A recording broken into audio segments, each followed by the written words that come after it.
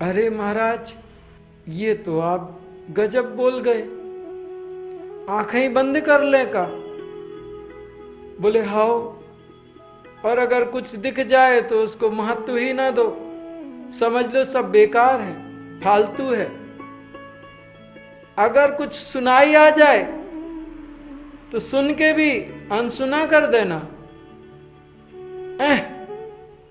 ये काम का नहीं है। बाहर की सारी व्यवस्थाओं को अब त्याग दो। इस गाड़ी को पलटाओ। पश्चिम की तरफ जा रहे थे, गाड़ी को पहले रोको। बाहर का सुनना, देखना, सूंघना, चखना, स्पर्श, ये सारा जो भी तुम करते हो ये सब बंद कर दो, क्योंकि अब गाड़ी को भीतर की तरफ पलटाना है। गियर डालो,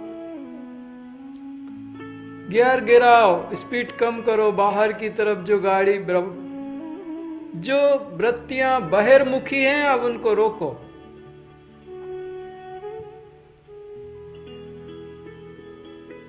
पहले रोक दो। गाड़ी विपरीत दिशा में लेके जानी है तो पहले गाड़ी को रोको।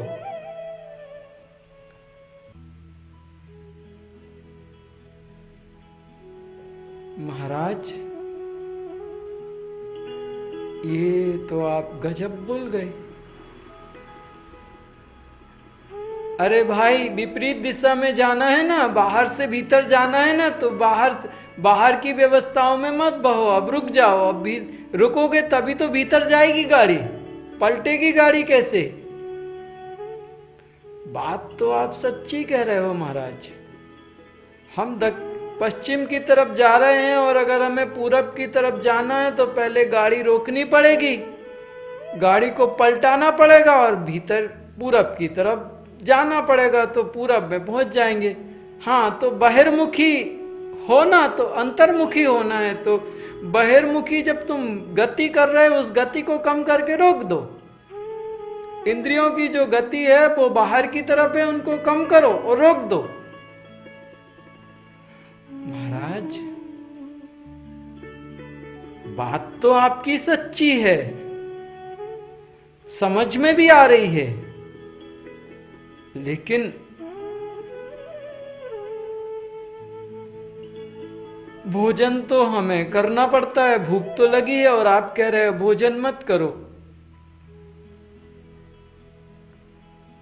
महाराज ने कहा भोजन करो, भोजन करने को मना नहीं है, लेकिन भोजन पेट के लिए करो, जीभ के लिए मत करो। एक नई बात फिर से बम फोड़ दिया महाराज ने। हमें तो मालूम ही नहीं था कि भोजन दो चीजों के लिए किया जाता है। महाराज कहते हैं भोजन पेट के लिए करो, जीभ के लिए मत करो। महाराज, जरा स्पष्ट तो करो, तुम क्या कह रहे हो? जो तो बड़ी गजब बातें कर रहे हो तुम। कुछ ऐसी बात कौन ही किसी ने कही नहीं हमारे को, आप आ कह रहे हो आज। महाराज ने कहा पुत्र, तुमने किसी से पूछा नहीं इसलिए किसी ने कहा नहीं, आज तुम पूछ रहे हो इसलिए हम कह रहे हैं। तो महाराज, भोजन पेट के लाने कैसे करो जाते और जीभ के लाने कैसे करो जाते? पुत्र, जो भोजन किया जाए वो सादा हो, उसमें ज्यादा ना मिर्ची हो, ना ज्यादा वो खटाई हो, ना ज्यादा तड़का लगाया हुआ, शुद्ध और सात्विक हो। हरी सब्जियां खा लो, ताजी ताजी फल खा लो, सात्विक भोजन करो। शरीर उससे तुम्हारा पुष्ट हो जाएगा, शरीर को जो ऊर्जा चाहिए उस भोजन से। महाराज, सुबह सुबह तो चाय के साथ अगर पकोड़े ना मिले तो काम ही नहीं होता हमारा। महाराज ने पूछा पकोड़े जीभ को चाहिए कि पेट को चाहिए? महाराज पकोड़े स्वादिष्ट होते हैं। अब पेट को तो भूख लगती है, लेकिन जीभ को स्वाद चाहिए होता है, तो जीभ का स्वाद छोड़ दो, पेट के लिए जो भोजन चाहिए वो कर लो। अरे राम महाराज, आप बड़े खतरनाक हो।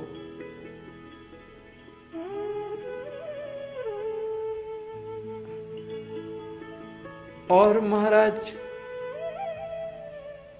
देखो भाई, ये नजरें हैं, अब इन नजरों को भटकाना छोड़ दो, इनको सीधा और सरल रखा करे। ये नजरें बिना आवश्यकता के इधर उधर ना डोले।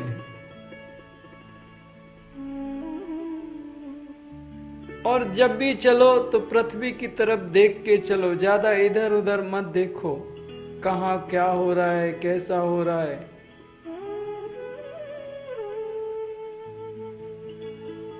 जो आवश्यकता ना हो वो दृश्य ना देखो। भोजन कर रहे हो तो भोजन देखो, भोजन कौन परस रहा है उसको मत देखो।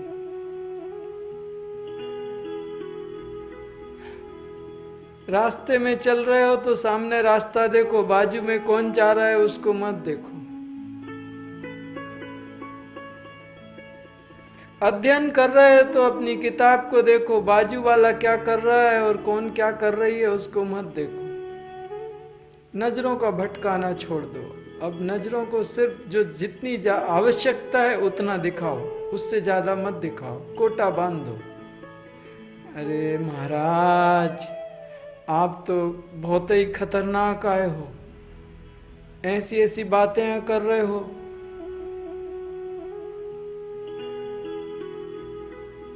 और महाराज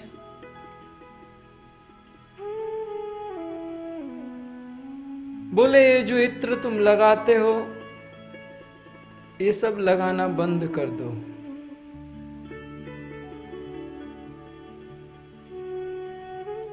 ये जो तुम वस्त्र पहनते हो ये सादे और साधारण पहनो।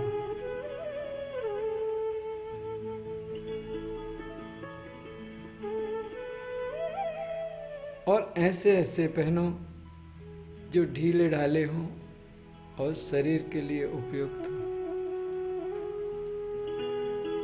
इनमें कोई दिखावा ना हो। महाराज, हमारी तो कपड़े पूरे भरे पड़े हैं अलमारियों में और आप कह रहे हो कि पहनो मत। हाँ, पहनो मत। फिर क्या करें महाराज? सब बांट दो, दान कर दो। अरे और महाराज, अपनी आवश्यकताओं को कम से कम कम से कम कम से कम कम से कम कर दो। भोजन जितने में तुम्हारा शरीर चलता है उतना ही भोजन करो, उससे थोड़ा कम करो। 2 जोड़ी वस्त्र रखो, 2 जोड़ी से तीसरे जोड़ी वस्त्र ना हो। ज्यादा धन संग्रह है, सब दान कर दो, जितना चाहिए उतना रखो। महाराज,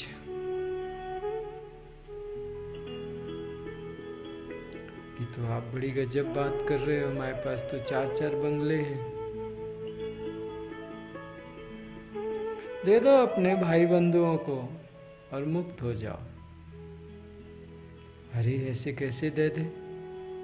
कितनी मेहनत करी है, उसके बाद में एक एक बंगलो बने, इतनी गाड़ियां हैं, इतने दोस्त तैयार हैं, रोज पार्टियां होती हैं। सब छोड़ दो, सब छोड़ दो।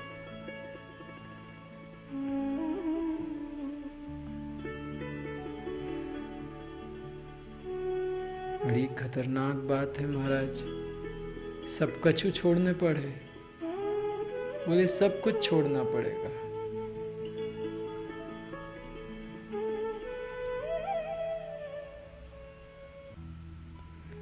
अब साधक को लगता है कि ये तो बहुत कठिन है,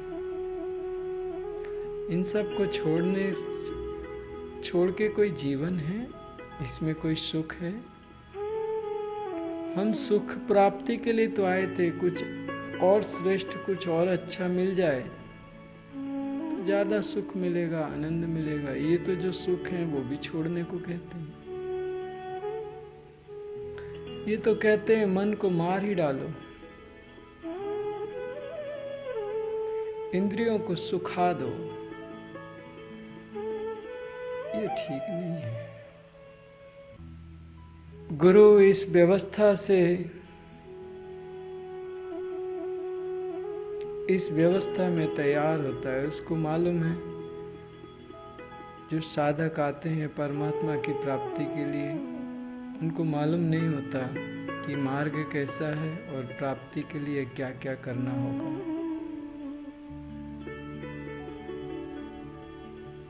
वो जानता है साधक की इन व्यवस्थाओं को।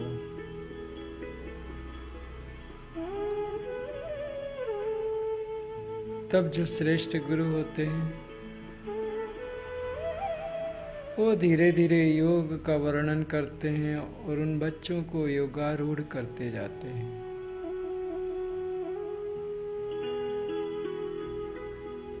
श्रीमद् भगवद गीता का प्रथम अध्याय शिष्य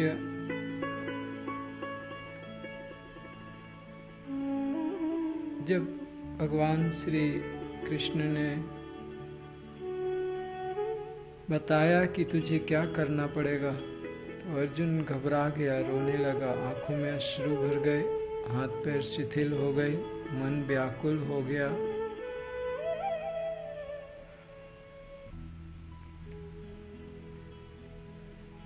अब भगवान श्री कृष्ण उस व्यथित और संतप्त मन वाले अर्जुन को योग और योग की पराकाष्ठा का वर्णन धीरे धीरे गीता में करता है। गुरु के ज्ञान का प्रकाश धीरे धीरे साधक के हृदय में प्रकट होता है। जैसे जैसे गुरु के ज्ञान का प्रकाश साधक के हृदय में प्रकट होता है, उसका हृदय शांत, भ्रम से परे, भ्रांतियों से ऊपर,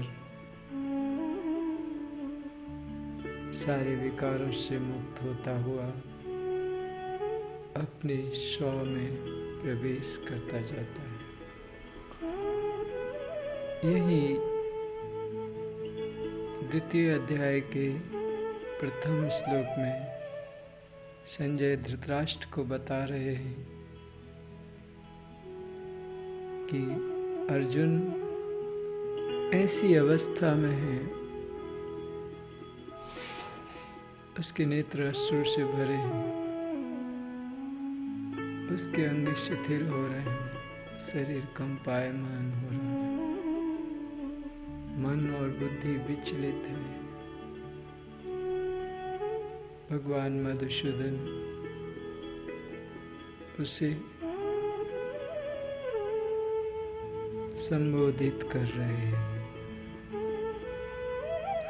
आगे द्वितीय श्लोक। श्री भगवानुवाच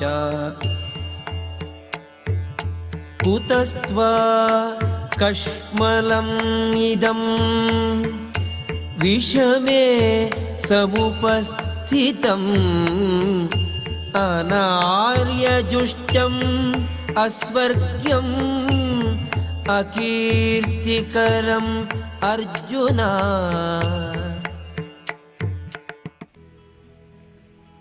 भगवान अनुवाद। श्री भगवान ने कहा है, अर्जुन, विषम संकट काल में अनार्य सेवित, अधर्मजनक और अयस्कारक मोह कहाँ से तुमको प्राप्त हुआ?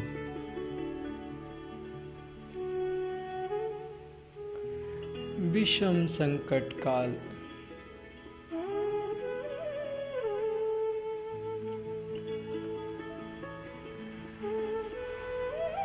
साधना करते करते अभी तो सजाती वृत्तियां और विजाती वृत्तियों में वर्गीकरण ही हुआ है।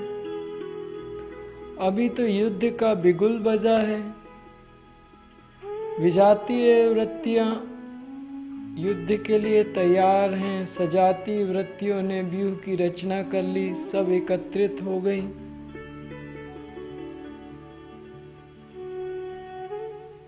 ऐसे समय में जब तुझे युद्ध करना चाहिए,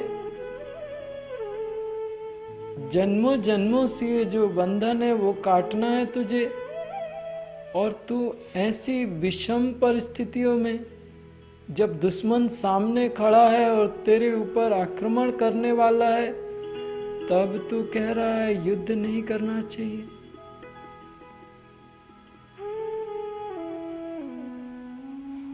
अधर्मजनक अर्जुन क्षत्रिय है,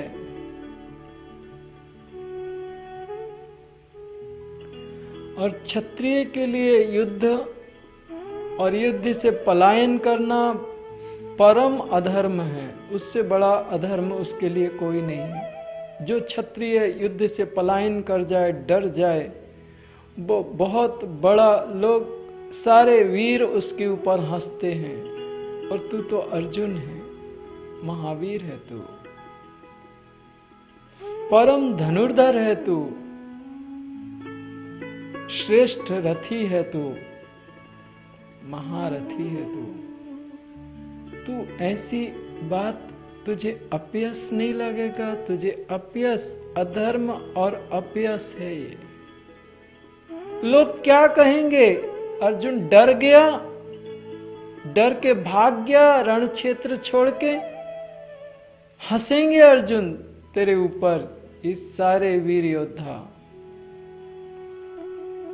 ये मोह कहां से तुमको प्राप्त हो गया?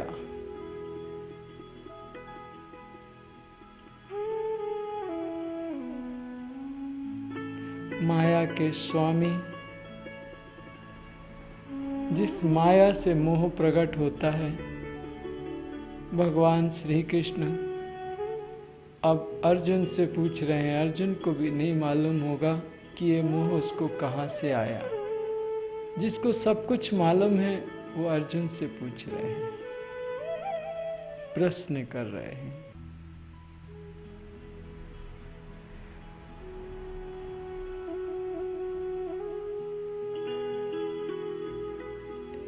ये भगवान का प्रश्न है इधर। और अर्जुन बड़ा ज्ञानी हो रहा था, धर्म की बातें कर रहा था, भगवान को बता रहा था पाप क्या है, भगवान को बता रहा था धर्म क्या है, पाप क्या है, आश्रम धर्म बता रहा था, वर्ण संकर की वर्णन किया, कुल धर्म बता रहा था, वर्ण धर्म बता रहा था। तो भगवान ने उससे एक सवाल किया, अर्जुन ये मोह तुझे कहां से आया? अगर तू जानता है इतना, तो इतना भी जानता होगा कि क्षत्रिय रण के मैदान से कभी वापस नहीं जाता, पीठ दिखा के नहीं जाता। तू इतना तो अवश्य जानता होगा। क्षत्रिय अपनी जान दे देता है लेकिन कभी पीठ नहीं दिखाता। ये कौन सा ज्ञान है तेरा अर्जुन? और ये मोह वाला ज्ञान तूने कहां से पाया? किसने दिया तुझे? बता मुझे।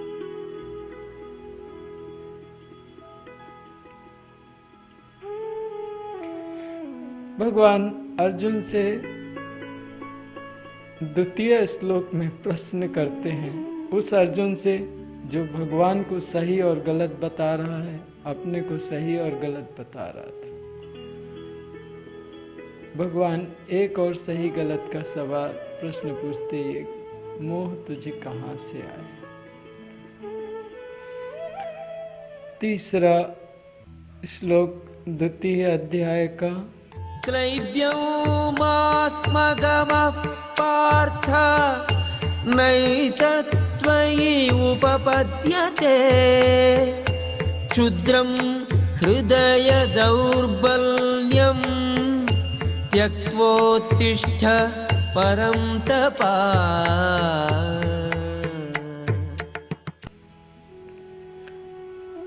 हे शत्रुतापन कौन्तेय, कायरता को प्राप्त ना हो। इस प्रकार की कायरता तुम्हारे जैसे वीर के लिए योग्य या शोभादायक नहीं है। अति क्षुद्र इस हृदय दौर्बल्य का त्याग कर युद्धार्थ खड़े हो जाओ।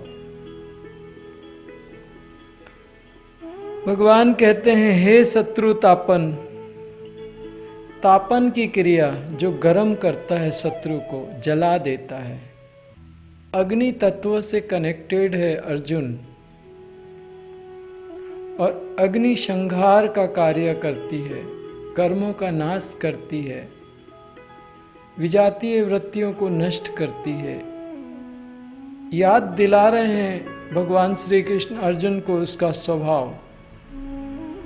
अग्नि का स्वभाव है, दाहक होता है, अग्नि का स्वभाव तापक होता है।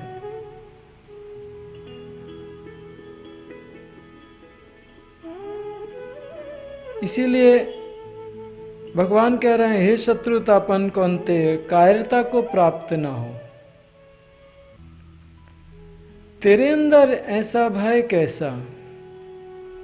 इस प्रकार की कायरता तुम्हारे जैसे वीर के लिए योग्य व शोभादायक नहीं है।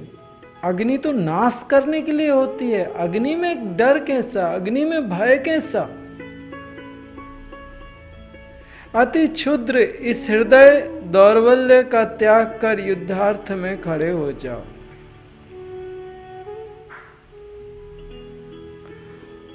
मणिपुर चक्र में अग्नि होती है और अनाहत में वायु होती है। स्वादिष्टान चक्र में जल होता है। जल में जब बहुत सारी भावनाएं आ जाती हैं तो जल में कभी कभी आपने देखा हो, जल गोल गोल घूमता है, भंवर आती है उसमें और पानी ऊपर आता है।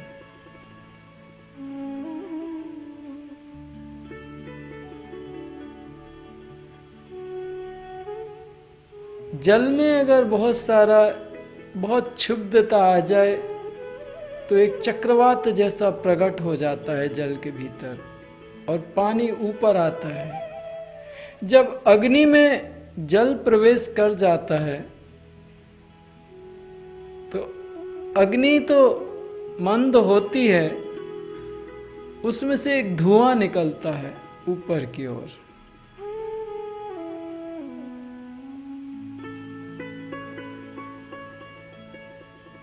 जब अर्जुन के अंदर मोह, राग, द्वेष, जल तत्व में इन भावनाओं का चक्रव्यूह चला तो वो जल तत्व ऊपर आ गया और अग्नि तत्व को नष्ट करना प्रारंभ किया। उससे एक धुआं निकला। एसिडिटी होती है, इसी कारण से होती है। अग्नि में जल का प्रवेश हो जाता है, गैस्ट्रिक प्रॉब्लम होती है और उस समय हृदय की दौर्बल्यता का प्रागट्य होता है। इस साधक के अंदर की व्यवस्थाएं जो उसके चक्रों में जो होता है, उसकी भावनाओं के हिसाब से उसके जो 5 तत्व हैं, उन 5 तत्वों में जो घटना घटित होती है उस समय क्या होता है। श्रीमद् भगवद गीता साधक की एक निम्न अवस्था से उसकी यात्रा का वर्णन करती है कि साधक कब कैसा होता है, कब क्या होता है, एक एक घटना बताती है और कब वो पूर्णता को प्राप्त होता है। छोटी से छोटी, बारीक से बारीक घटना बताती है। श्रीमद् भगवद गीता पढ़ने के बाद शायद अगर कोई इसको अच्छी तरह से पढ़े और समझे तो सारे जगत के गुरु ने इसमें सारा ज्ञान भर के रखा है। अवश्य बात है कि कोडेड लैंग्वेज है, समझ जाए तो डिकोड होती है, नहीं समझे तो रट्टा मार के निकल जाता है, उसका फायदा नहीं ले पाता। भगवान श्री कृष्ण के जो मुखारविंद से, उनकी जिह्वा से जो गीत निकले हैं उसको गीता कहा है। अगर कोई उनको रिपीट भी करेगा तो दिव्यता आती है, लेकिन अगर उसको उसके अर्थ को समझ के उसको उन रास्तों पे चलेगा जो भगवान ने प्रशस्त किए हैं वो रास्ते, तो परमात्मा हो जाएगा। यहाँ पे भगवान अर्जुन से कह रहे हैं, अति क्षुद्र इस हृदय दौर्बल्यता का त्याग कर और युद्धार्थ खड़ा हो जा। युद्ध कर अर्जुन, तू क्षत्रिय है, तेरा धर्म है युद्ध करना। तेरे सामने तेरे शत्रु खड़े हैं युद्ध के लिए, ऐसे शक्तिहीन मत बन, उठ युद्ध कर। श्री